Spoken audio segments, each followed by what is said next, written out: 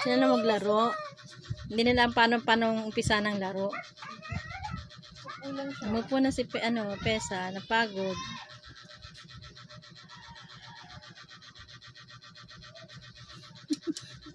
Sabi niya, inaamoy lang naman kita.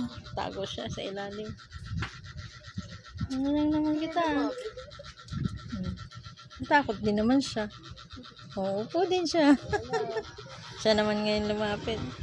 Huwag yung tahi ko lang dyan, bebe, ha? Umupo na lang sila. Upo na, yan. Batiin na sila. Ganyan lang sila maglalaro. Sunod, sa bukid na kayo maglaro. Kala mo may bukid. Wala tayong bukid. Mga inong. Ala, nag-aano na sila. Maglalaro sila. Diba?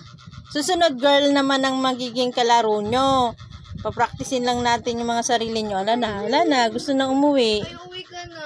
Nana, uwi na daw.